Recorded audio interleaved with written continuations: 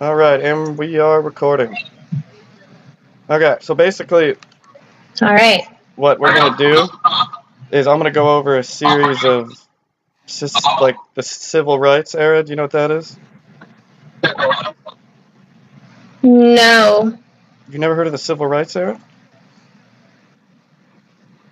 I have. I've heard of it. Well, have you heard of cases like? Okay, have you heard of Martin Luther King? Yes. Okay, well, he was part of the civil Oh, I know rights what you're era. talking about. I know Okay, what you're talking exactly. So, about. Okay. so for this hour, we're gonna be going over civil rights cases and basically a few of the key points that happened throughout that era.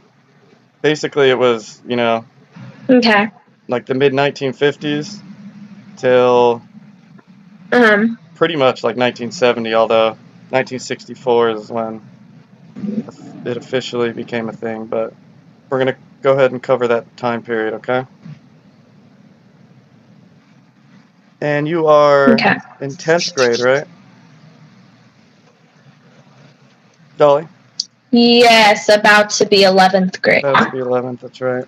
Okay, well, you're definitely going to need this knowledge because pretty much any history class is going to touch on this, unless you're taking like a specific history class, like European history or something like that. So this will be good knowledge. So give me a second. I'm going to load up the Okay. first PowerPoint. Okay. All right. I'm still getting used to. This is called Blackboard that we're using. This is the first time I've ever used it. So give me a second. If I click this. I never even knew this was a thing. Well, I didn't know it was a thing until I started this class I'm in. Apparently, I could share content. I practiced with it yesterday for a little while. So I click Share Files. Mhm. Okay, I don't want that one. Okay, Add File. Okay, I want to minus the screen a little bit here. And then I'm going to grab this and throw it in here like so. Alright, and then we'll do this first PowerPoint. It's going to take a second. And then we'll throw that in there too. And alright, it's loading right now, okay? Okay.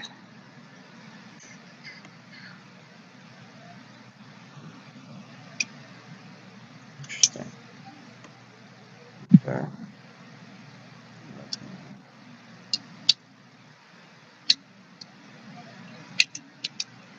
Okay. We got the PowerPoint in. The other one's not loading, but alright, we'll go ahead and start with this. Alright, I'm going to go ahead and click on it and share. You should be able to see it. Could you see it on the right-hand side? Okay. Yep. Awesome. No, not yet. Can't. Go Not to yet. click on the purple button on the bottom right of your screen or left. See a little purple icon? Yes. Click on it. And there should look at the options there. You should be able to look at what I'm showing you right now. It says new private chat, so I'm No. gonna do Click that, on. I guess. No. Go to Oh wait. the one next to attendees. There should be something like view content or something or another.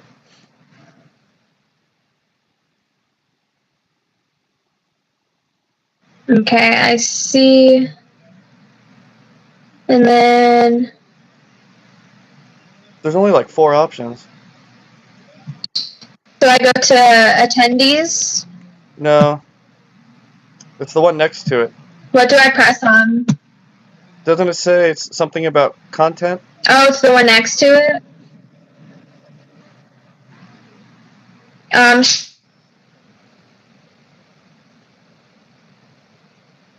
And then it says nothing is shared. Really? Okay, well that's weird. Because it's definitely shared. Select the slide. Okay, hold on. What about now? Oh wait, you're right. Can you Oh see no. Can you see it on Oh the? yeah. It's like right in front of you, right? Okay. Okay, we got it. It's Little Rock 9. Yeah. Okay, so we're gonna go over the Little Rock 9 case first. All right. So the premise behind Okay. this was a huge civil rights win. All right, for African Americans in the mid 1950s. Basically, the Little Rock 9 is about Uh-huh. 9 African American students who attended a high school in Little Rock, Arkansas in 1957. And that was the first time that African Americans and white Americans went to school together. You know, before that, African Americans weren't allowed to Oh go wow. to school with white Americans. Yeah. So this is huge. So you can imagine the hate that was thrown towards them every single day, and this is basically going to be an overview of that whole incident. All right. Can you see this next Okay. slide? Brown versus Board of Education. Can you see it? Yep. Okay. Yep. All right. Well, this case right here, Brown versus Board of Education. Have you ever heard of it before? I have not. Okay.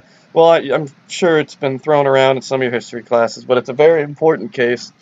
As you can see, it was 1954, and this case was the defining factor that first allowed African Americans to be injected into a white school, basically. So the reason that the Little Rock 9, remember the 9 African American kids, the whole reason that was possible was because of this court ruling right here. Okay? Um. And the guy in the middle, his name is Thurgood Marshall. He was the famous attorney from this case. So he's definitely famous. Okay, and this next slide, these are the actual 9 students. Can you see them? Yeah. It looks like there's somebody's mother thrown in there, but yeah. These are the 9 students. The first publicly known African Americans to ever go to a white school. All right. Now, Yeah. that's Dwight Eisenhower. See the little guy with the light suit on? Mhm. That's Eisenhower. He was the United States president in the 1950s. So he's the one who had to foresee this. And the guy behind him on the right, he was the governor of Little Rock. Mhm. And he was completely against having African Americans integrated into a white school. He was 100% against it. You know, he's obviously old school Southerner, and a lot of them did not believe in intersegregation. He was whites need to be on their So side what of the about pond. the president? I'll get into that in a little bit. Dwight D. Eisenhower, by the way, a little background here. He was a famous general from World War II. He was actually in charge of D-Day when the Europeans and Americans stormed the beaches in Normandy, but that's for another lesson. So the president was all about integrating African Americans into white schools, and you know, he was actually he's an old school white American. So, one thing you have to remember is in those days, like not everyone, but the norm was everyone was a little prejudiced. You know what I mean?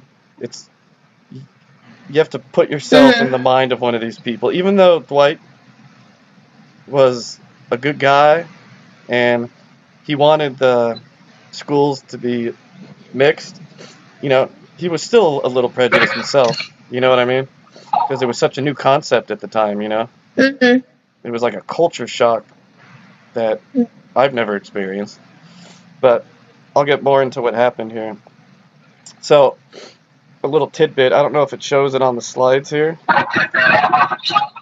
but the first day of school for the Little Rock Nine, that governor actually put police forces outside the school and would not allow the African Americans to go to school on the first day.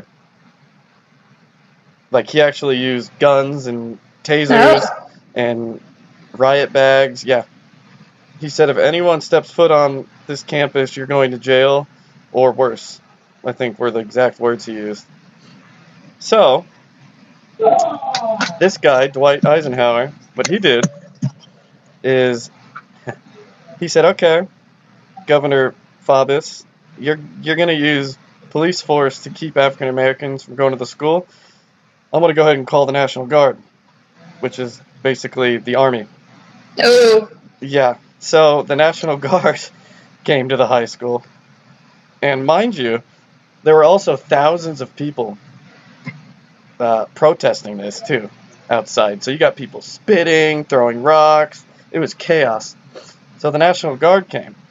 So that just showed you how big of a deal this was. If the president called the army to go to the school just to let these 9 kids go to school.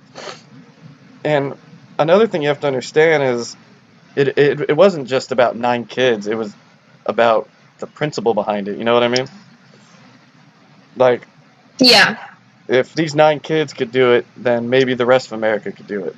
So that's the main key factor behind this. So let's go ahead and look at another slide here. Oh, there you go. As I just explained, the National Guard's escorting the 9 African Americans into the school. Crazy that it had to come to that, but there you go. These are all primary documents, so they're legit, if you will. All right, now this PowerPoint kind of focuses on a student. One of the students was Minnie Jean Brown, and she got expelled from the school. All right, and that's kind of a few things I'm going to go over right now. Is why she got expelled and talk about a little bit more of the importance behind it. Let's see if I can load another thing in here real quick. I wish this was face-to-face. This would be 10 times easier. I'm not really good at technology. Oh, yeah, for sure. Yeah. So I can just show you these. Okay, let's do this. You know, me either to a certain point. Oh, you're not the most technological adept person in the world? Alright, let's try this. Definitely not. Alright, let's see if I can get this loaded in here.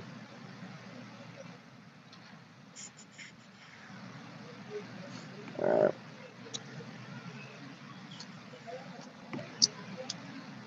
Okay.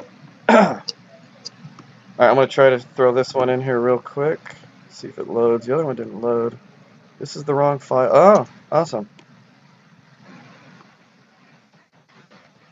Ah. Okay, it doesn't take... It has to be PDF, of course. Okay, well, that's fine. I'll just read them. Alright. Can you still hear me? Dolly? Yes. Okay. Alright. Yeah. You can't see the documents, but first of all, do you know the difference between primary and secondary sources? Yes. Primary is like straight from the source, and secondary is like you heard somebody talk about it. Look at you. I guess that college prep high school's paying off, huh? Yeah. Hold on. Basically. Yeah. You're basically right. That's the gist of it, if you will. Let me get this. How do I stop this one? Ah, okay. Cool, I'm starting to figure this out now. Okay. So, you're not going to be able to see the documents, but I can read them to you. I'm reading you primary documents that took place during that incident with the Little Rock 9 kids. Now remember, primary source, it's straight from the source. You know, it's not... Basically, good way to explain it is a secondary source. A lot of times is like if somebody writes a book about something that they didn't experience. You know what I mean? Like if I were to write a book about the Little Rock Nine, that would be a secondary source. Now, if someone that lived through that wrote like a biography or something on his life, that would be a primary source, you know? Or like a magazine from that time period is a primary source, a newspaper. So I'm going to go ahead and read a few here. All right. This one is called Eyes on the Prize. Actually, hold on. All right. Okay. It's not showing it, but cool. Alright, I'm gonna read. I don't know why it's not. Hold on 1 second, sorry.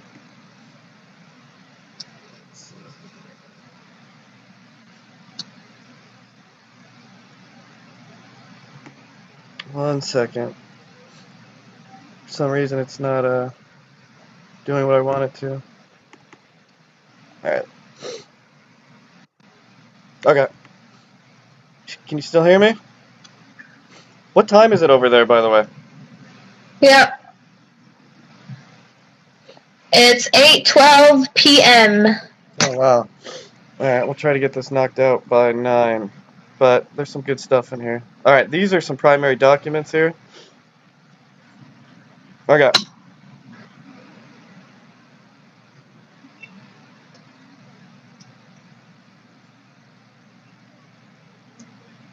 Oh, awesome. Okay. Jeez, man. Hold on 1 second. Almost ready. Interesting. Okay. Alright, here we go. This is from a magazine article. It says, "The last day I went to school in a happy mood. When I would walk into the building, I used to get the 'here we go again' feeling." Okay? This is about one of the students from Little Rock 9.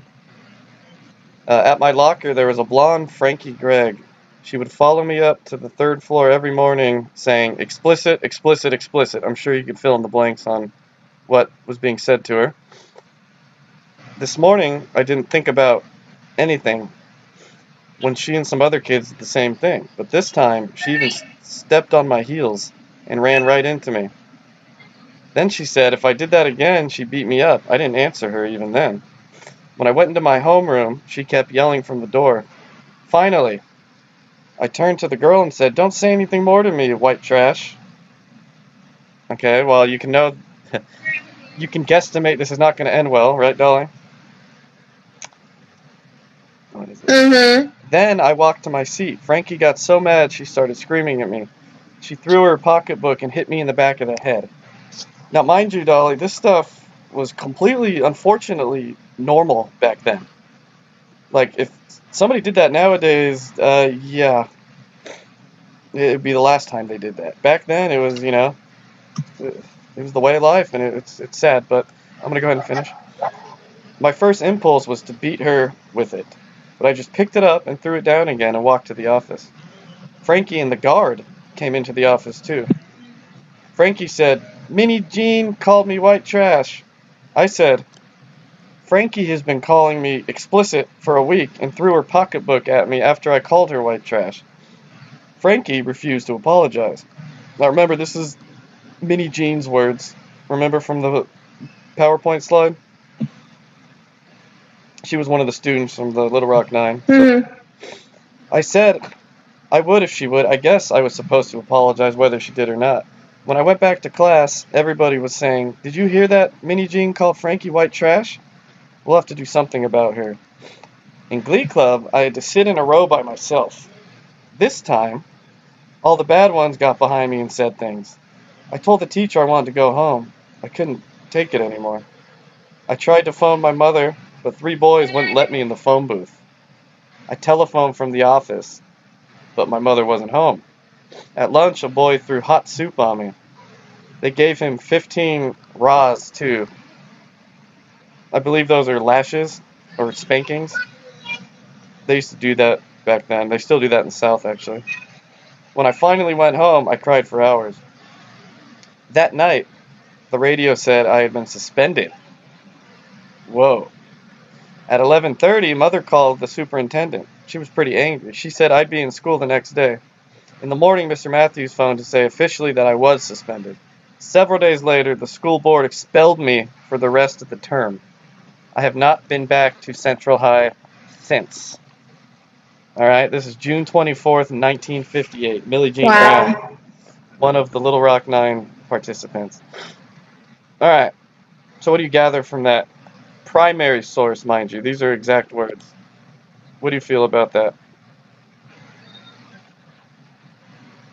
I feel like that it's really crazy that something that wasn't even her fault, like that she got expelled for that when so many other bad things were happening to her. Well, to say the least. And basically that tells you that, you know, the girl and boy, nothing happened to them. They just got the 15 spankings, that's a slap on the wrist back then, you know?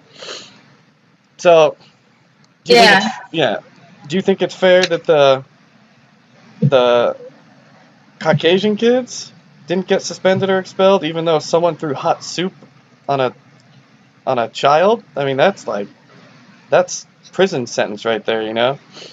So, do you think it's fair that she got expelled and nothing happened to them? No, Not at all, right?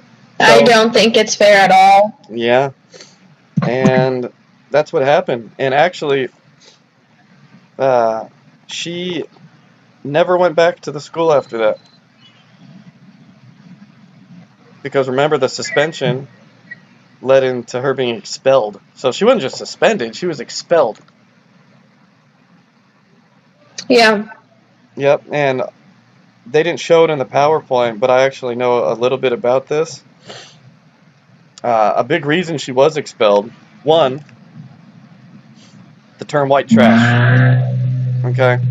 Back then, and especially in the 1950s, and especially, I hate to say it, coming from an African American, that just did not happen. Never happened. So that word white trash, like, shocked people. It sent, like, shockwave, not just through Little Rock, Arkansas, but through the media. And people were just, white people were disgusted by that. So what happened was, a lot of the residents of Little Rock got media attention. And once that got into the media, it started to get really public. And the school's like, we have to do something about this. You know, she said white trash. You know, the world just ended. So the pressure from the media is the reason she was expelled. You know, it was culture. You can't do that back then. You cannot call someone white trash. It's okay to say the N-word, but if you say white trash, that's a prison sentence back then, or death sentence. It's absolutely insane. All right, so that was a Little Rock 9. I'm going to talk about another civil rights movement now, okay? And one thing you have to understand is it's not just about race either. I'll get into one of those a little later, about homosexuals and how they were discriminated. Okay, so here I want to talk a little bit about the. Are you familiar with the Montgomery bus boycott?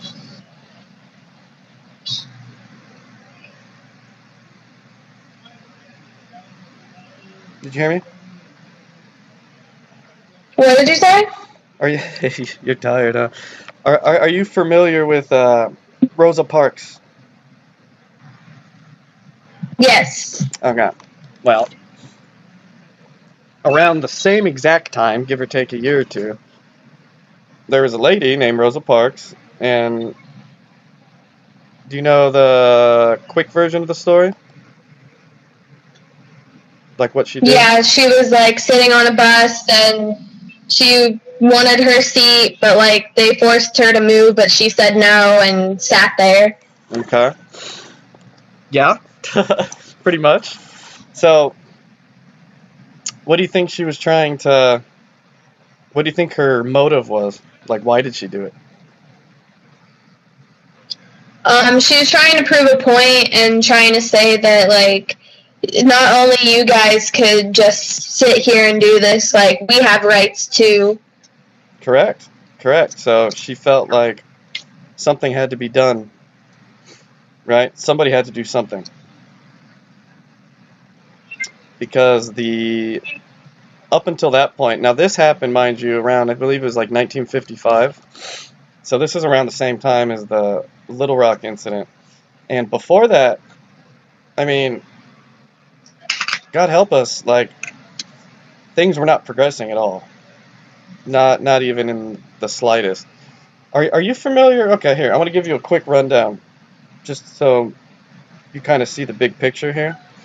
In the late 1800s, there was a court case called Plessy versus Ferguson, and that was basically, put it this way, that court decision went in favor of white people, white Americans, and basically stated that African Americans have equal rights, because of the Civil War and the amendments that followed it, but they wanted a way around it. So after the Civil War, Plessy versus Ferguson case ruled African Americans are separate but equal. Like, what the hell does that mean, right? Yeah, separate but equal. So basically, they're undermining the Constitution of the United States, and they want a way around it. So those were called Jim Crow laws, okay? And basically, that's what started the whole segregation thing. Before that, African Americans couldn't even go to school. They couldn't even eat unless a white person said to, So a lot of Southerners were like, okay, you guys are equal, but we're still going to separate you from our populace. And this happened, I believe, in like the 1880s. So ever since then, that's where this whole segregation thing came from. That's why African Americans have to use different restrooms, can't even drink out of the same water fountain. You know the drill, right? So it all started from there. So that's the rundown. So yeah, you're right. Rosa Parks sat on the bus. She was in the wrong part of the bus. So she was arrested for that. Did you know that? Mm-hmm. And now her goal, she didn't care about where she sat on the bus. Her goal, she actually wanted to get arrested. Because being arrested means attention. Means photographers. It means news outlets. It means media coverage. And that was the whole basis behind sitting on that bus. Sitting in the front of the bus. And guess what? Do you think it worked? Yeah, to an extent. It definitely got her publicity. Okay. What do you mean to an extent? It didn't, like, just magically, like, solve everything, but it gave the publicity to, like, let everybody know that this is what's happening and, like, how wrong this is that she's getting arrested because of somewhere she sat on a bus. No, great. You hit that one perfectly. You're 100% right. It didn't just fix everything overnight, but it started something. You're correct. And more importantly, it inspired other African Americans to step up and do something. It was, and this was called the Montgomery bus boycott, and it had nothing to do with sitting on a bus. It started a revelation. It started a movement. It started the civil rights era, which is what we're talking about. To start to make a little more sense now. And it also inspired 9 African American students to walk into a 100% white high school. Can you imagine what was going on through their minds? Yeah, probably scared. To say the least. these kids,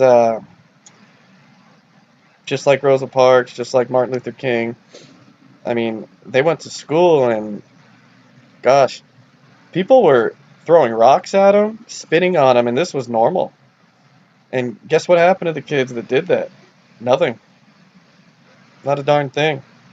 I mean, and check this out. Not many people know this, but guess who the worst people were? The most racist, most evil people.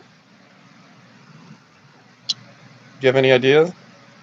Who? It wasn't. I don't know, the white people? Like, well, yeah, but it wasn't the students. It was their parents. Oh. Their parents were 10 times worse. The parents, my goodness, they grew up even generation before that when, I mean, the Civil War ended, you know what I mean? So, no, the parents were outside the high school throwing rocks, making death threats, using explicit words, spitting in kids' faces, and picture like a rowdy concert, right? And everyone's in a mosh pit going crazy and screaming and throwing things. That's what it was like outside that high school. Crazy. So the kids, they had to walk through that before they even went to school. And they're just kids, like your age. Imagine, what would have you done? This is kind of what I'm getting here. What would have you done? This is kind of the point I'm trying to make across here.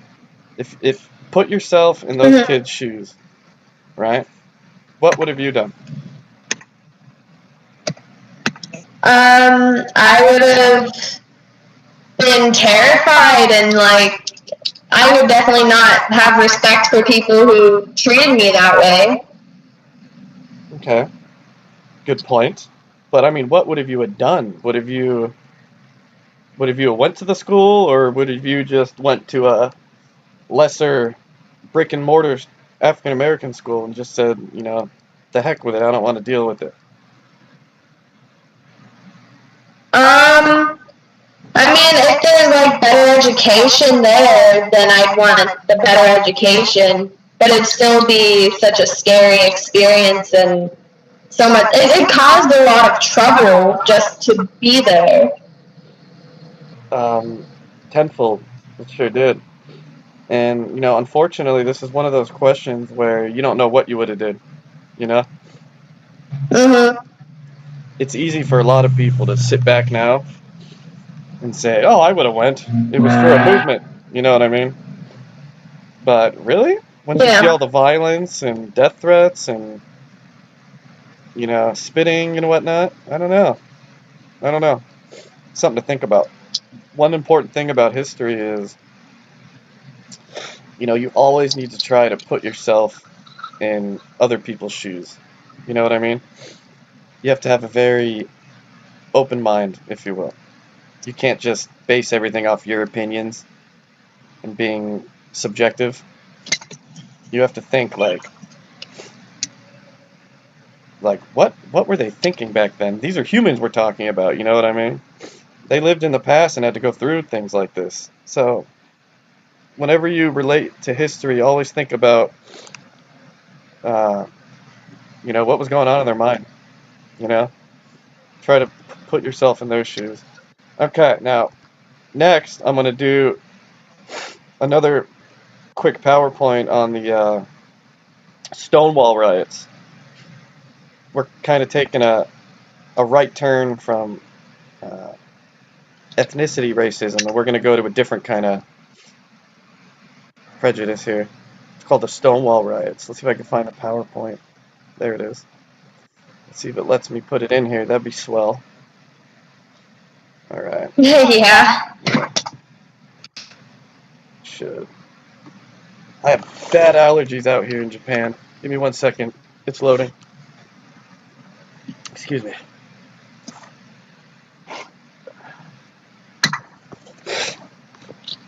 Wow, time goes by fast, doesn't it? My goodness. When I start teaching, I'm going to have to do less talking. Because time goes by way fast when you start talking and you actually get into something. Oh, excuse me. Hold on. It's loading. Yeah. We're going to learn about the Stonewall riots. So you get another view on prejudice. It wasn't just about race.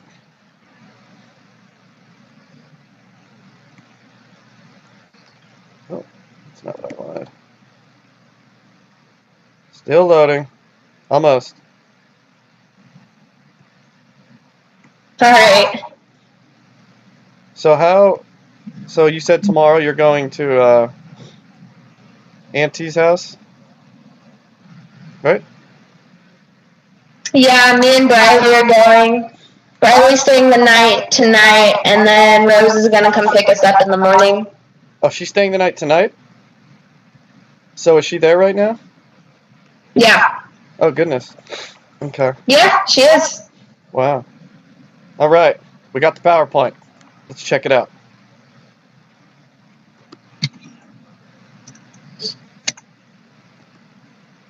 Share. You can still see me and hear me all right, correct? Is that the right one?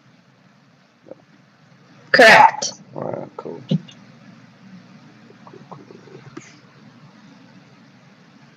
There it is. All right. This is another interesting case.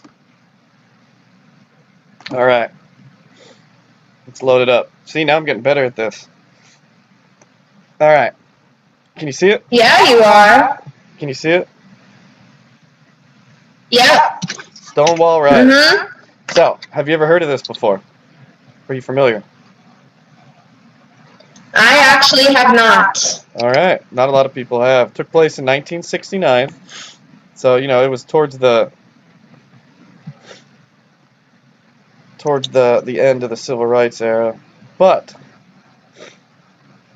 the thing about the Stonewall riots is that after the race thing, well, it never died down, but after like the main what's the word I'm looking for? The main events happened, like the Little Rock Nine, and you got the Montgomery bus boycott and the freedom rides and whatnot. People were lashing out, like white privileged Americans were lashing out.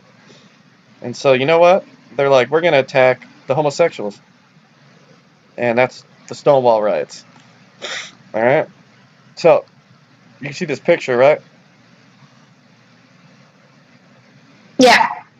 Okay, well, Stonewall, it's, for lack of better words, it was a gay hangout in New York back in the 60s. And the picture on the left is a group of... Oh, excuse me. I can't wait to go back to the States so my allergies stop. The group on the left... Yeah, the plants out here or something. The group on the left is a group of homosexual people. Looks to be a lot of cross-dressers and, the whole 9 yards. And it looks like they're having fun, right? Well, Mhm. picture on the right. What do you think's happening there? I think they are being harassed or something. I don't know why though. By who? By who? By the police. Okay. The police and this gentleman right here with the suit on, standing in front of the police. That would be the mayor. How often do you see a mayor get involved in stuff like this on the bad side? Not the good side. He's not defending anyone. Never. It's insane. Again, culture. That's just how it was back then, unfortunately. Next slide. Oh, this is a. If you zoom in on your computer, you should be able to read at least the key highlighted versions of this about the lavender scare. But here, I'll go ahead and read it anyways. The FBI knew. Wait, hold on, not that one. Where are we? Oh, here we go. Basically, this article if you see on the bottom, it says 1961 article linking defections to the Soviet Union to homosexuality. Now, you have to understand, around this time period, America was in something called a Cold War. Have you heard of the Cold War? Are you familiar with it? Yes, I have. Yes. Yes, well, then you would know that the Cold War was serious because many people thought the Soviet Union and America were going to have a nuclear war and it would end the world. So, pretty serious stuff. Mm-hmm. And this newspaper article is linking defections to the Soviet Union to homosexuality. So it's basically relating homosexuals as, you know, they're saying they all spy for the Soviet Union, and they're saying that as a way to get them killed, for lack of a better term. So people were calling them communists, calling them spies, and back in those days, if you were a Russian spy and you were caught, a lot of times it meant death. Yep, you were executed legally in the United States. Wow. So, and this did happen. Homosexuals were labeled spies and killed for no reason whatsoever. And this article proves it. Again, primary source. So how do you... And your dad, my goodness, this was 1969. He was alive during this. Yeah, that's crazy. Isn't that crazy? I mean, he was young, but he's probably like 7 or so. But I mean, literally, you had to say this guy's a spy, and he was automatically investigated because they didn't mess around with that. And you say that to someone you don't like a homosexual or an African American or anything you're racist towards, and you could pretty much sign someone's death warrant by doing that. And it happened. Yep. Homosexuals were executed just because they were gay.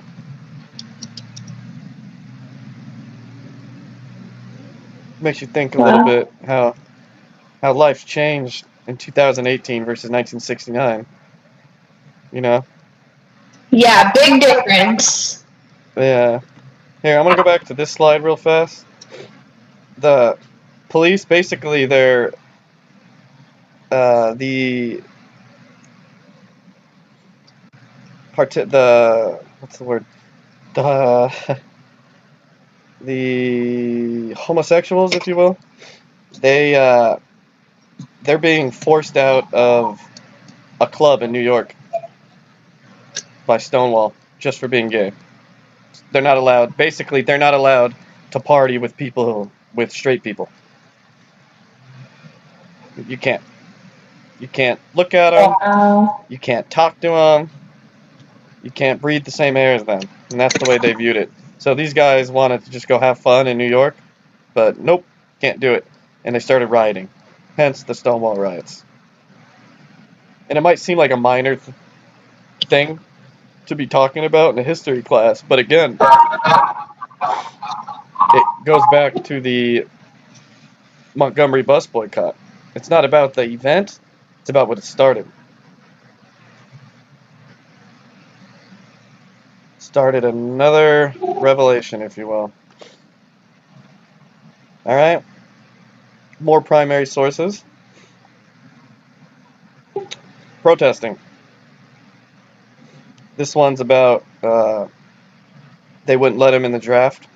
Homosexuals. That was a big no-no back then. If you were gay, you are not going into the military. You're not going to get drafted. Nothing. Some people actually, believe it or not, faked being gay to not get drafted. Isn't that crazy? Wow. Yeah. It's absolutely insane. And the picture on the right is pretty self-explanatory. Basically, it was the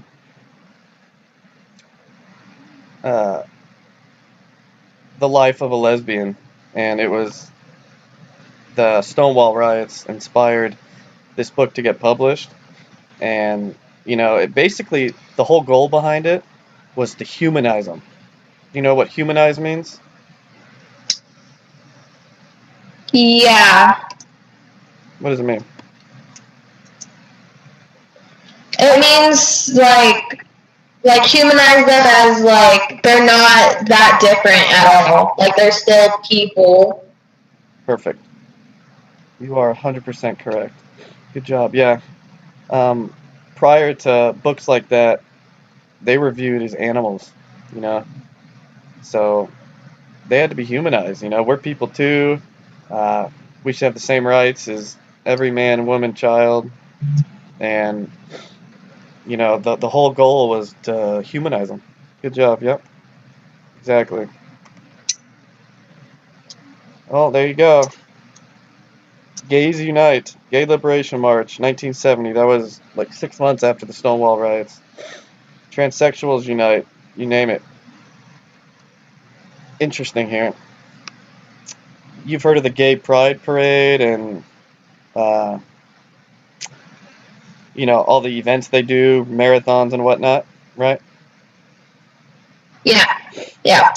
Well, what do you think they're celebrating?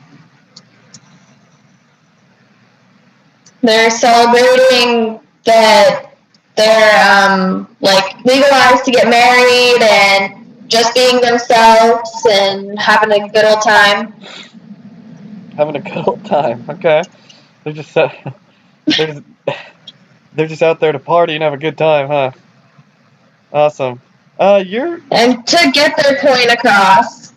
no. Okay, there you go. Yeah, definitely. Yeah, they're out there, uh, showing everyone that there's a gay population and they're happy, and they could unite unification. Um, and it all started from this slide right here, the Stonewall legacy. That's what inspired the uh, gay pride parades, the marathons, you name it. It all came because of one little incident in Stonewall, New York. So everything that you see about involving gays and transsexuals, it all comes back to Stonewall because that started the revelation, the movement that you see today. Still today. Still, it's illegal to get married in certain states, countries. My goodness, forget about it. It's still an issue today, and it also the first. Yeah. And again, media. Why do you think Stonewall got so much publicity?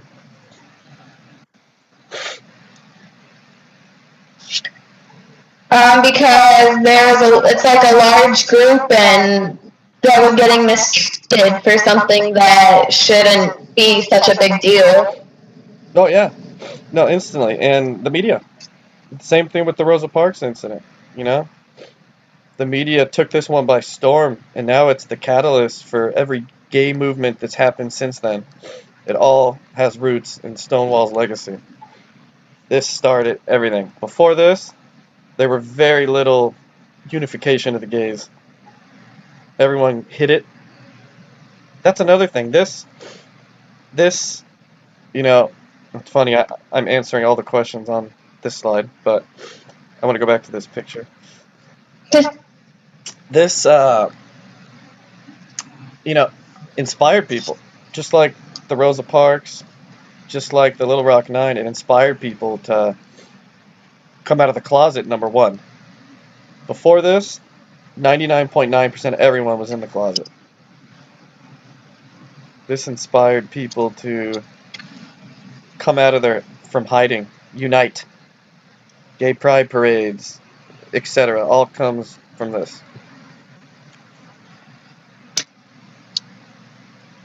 Now you can see why it's important, right? Yes.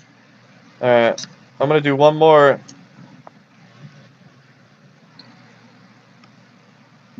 civil rights event, and then we'll call it good for tonight. Okay.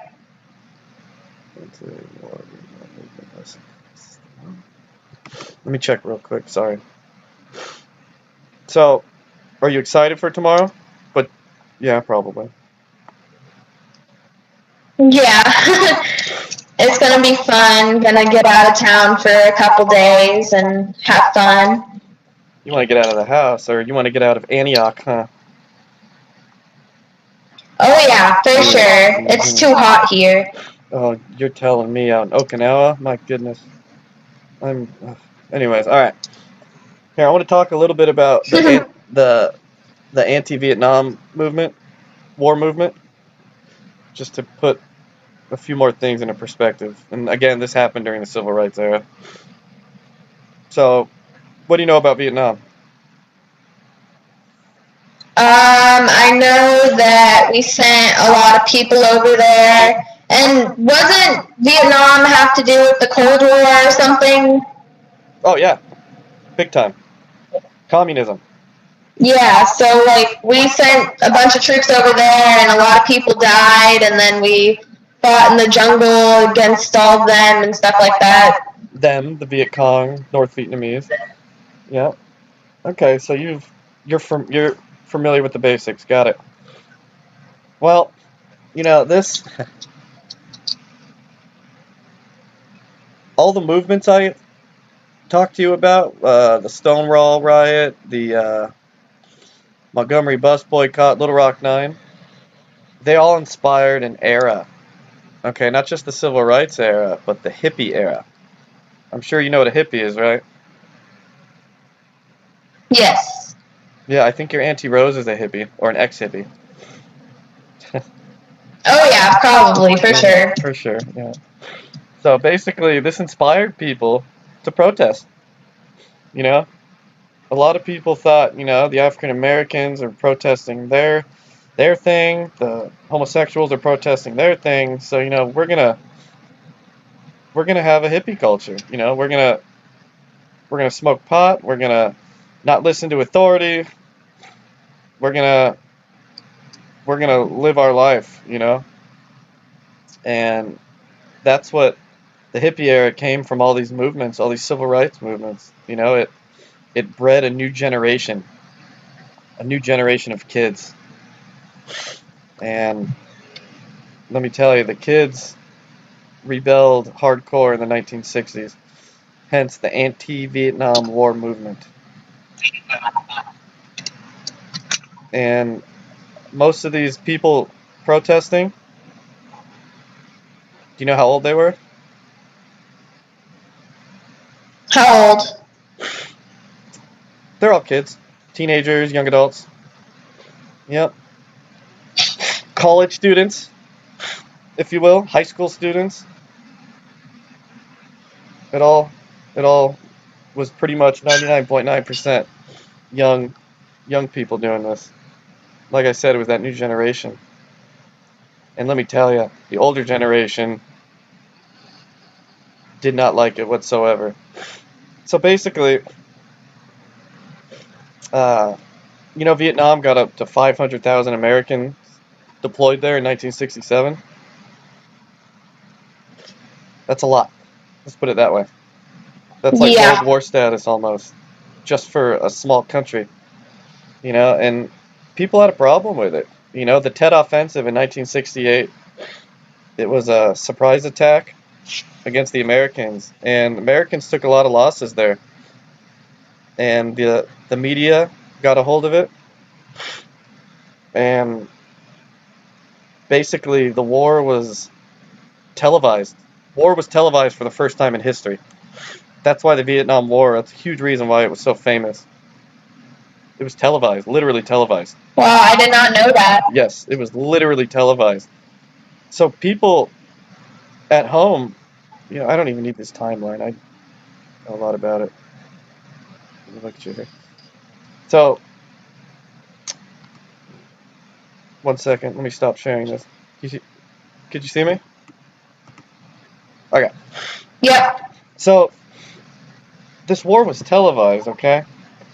And people would literally, I'm not lying to you, they would get home from work, they would grab their beer or cocktail, and they would sit in front of their television set as a family, watch the war.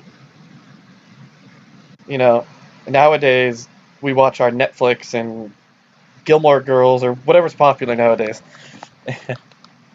And Yeah. yeah, and back then they would literally get in front of their one television set or even their radio, and they would watch the war on TV. There were news broadcast people in Vietnam on the battlefield, like filming and interviewing soldiers during combat. Wow. Yes, mind blown, right? Yeah, and Yes.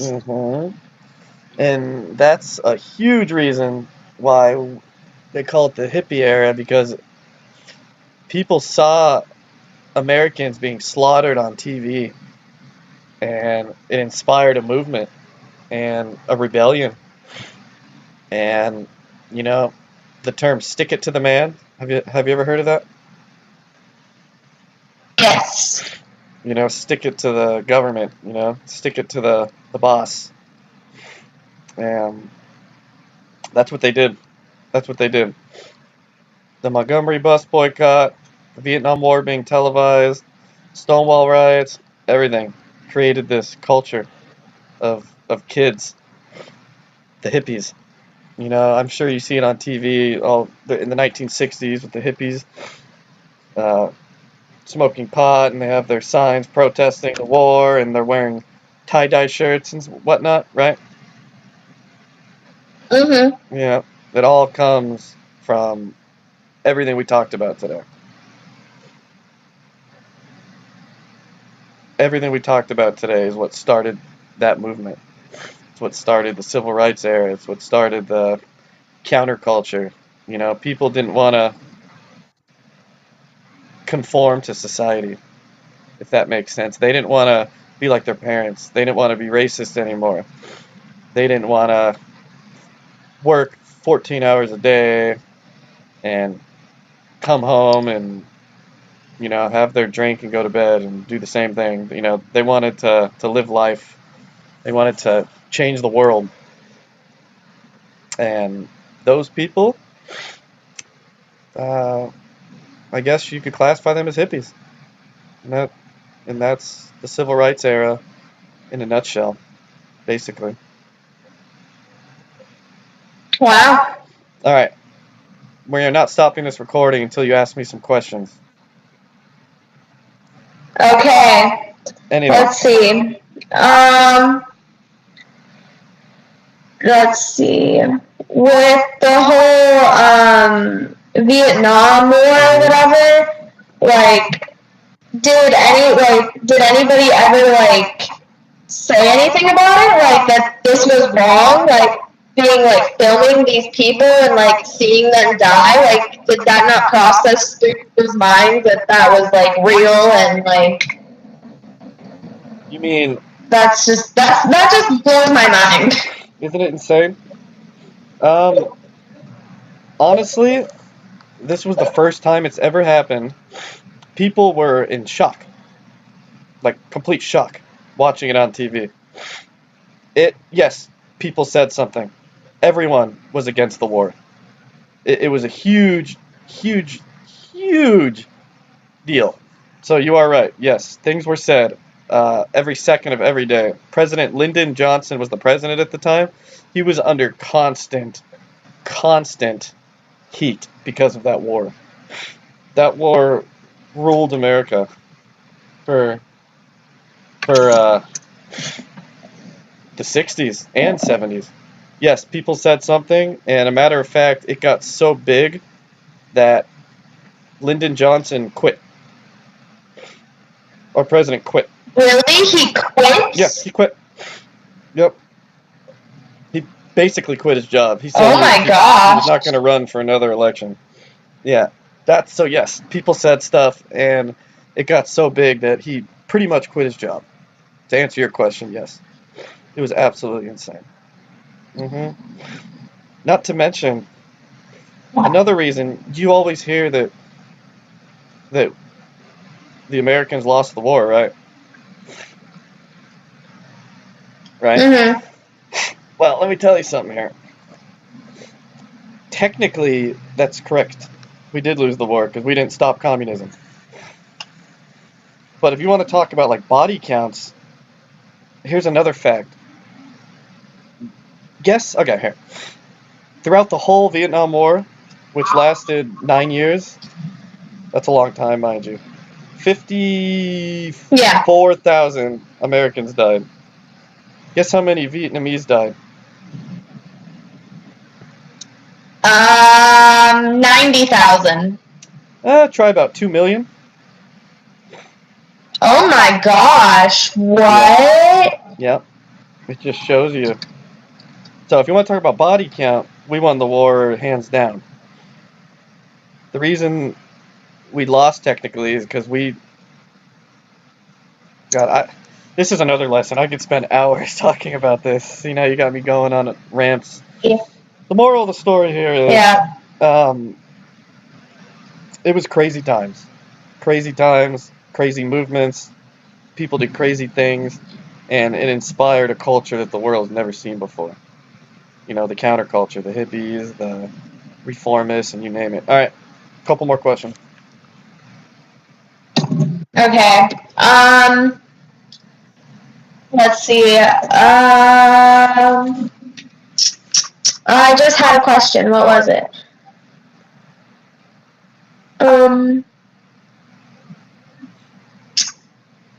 Let's see.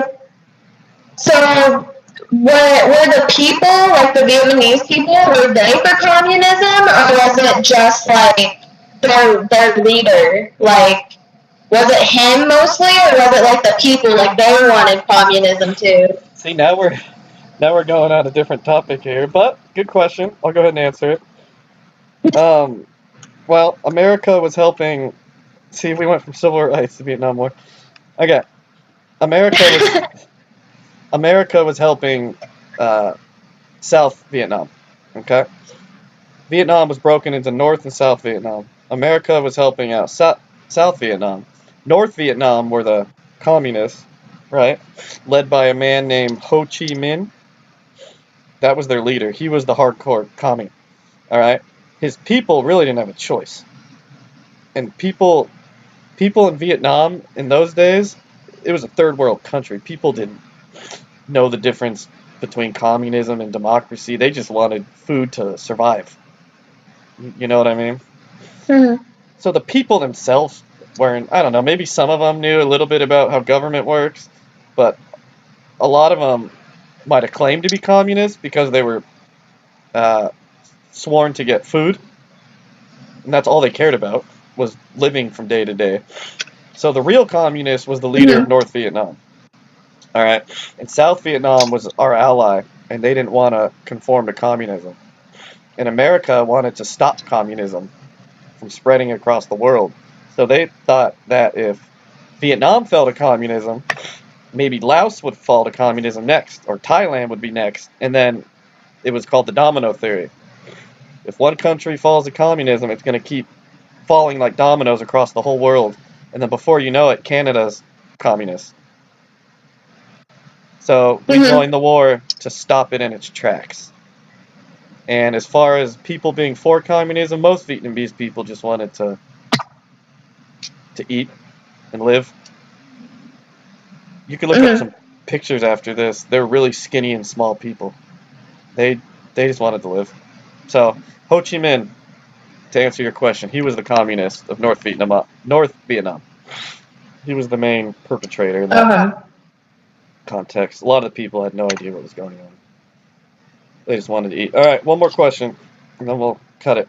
Ask me a question about more civil rights. And maybe about... Talk about more what? Civil rights. Ask me a question about the bus boycott, Little Rock 9, anything you know from the 60s, anything. Okay. Let's see. Oh, excuse me, sorry. Out of all of the things that we talked about, which one had the most effect?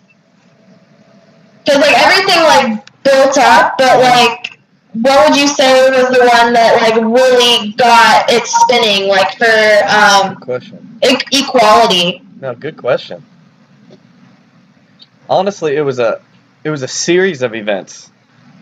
The one now, if you probably the Montgomery bus boycott, because that was 1955. That was yeah, that would be the answer to your question. Yeah, the Montgomery bus boycott. However, you have to understand there were other movements before that, or not movements. There were other things that happened before that. But remember, we talked about the media, right? The bus boycott got a hold of the Yeah. media. That's the key word there, the media. There was a guy named Emmett Tills. I'm not going to get into details. There were other cases, but this one got a hold of the media, and that's what sparked the transformation, sparked the civil rights era. Yep, because it got a hold of the media. So, to answer your question, it was a lot of things, but if I had to pick one, I guess you would say the Montgomery bus boycott, just because of when it happened and the fact that the media just gobbled it up. Yep, that would be the foundation to it. So, good question. Okay, well, I bet you're getting tired, huh? Kind of. Well, alright, that's what I want you to do. We'll do another session maybe next week or something. And Okay. I want you to write down a list of questions, alright, to ask me for next session. About today? Yes, about today. Definitely. So we could do a little review. Okay. Yeah, and I also want you to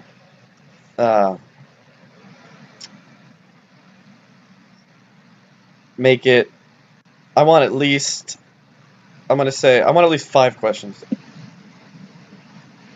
Okay, I can do that. And then I don't know when the next session will be, but I'll just let you know, and we will hook up. And I should be in the States soon, by the way. So maybe the next session will be in person. It might be. Yeah, that'd be pretty cool. Definitely. And then we'll try to cover another era in history. I'm not sure yet, but I'll let you know. Cool? Okay. All right. Thank you very much for taking the time to let me tutor you, because you know I had to go to Japan for a couple months. So I appreciate it. Of course. All right, Dolly. Good night. Sleep well, and tell everyone I said hi. All right, I will have fun with your day, right? It's daytime? Yep, it's daytime. Daytime. All right, have a good rest of your day. All right, thank you. Talk to you later. Okay, bye.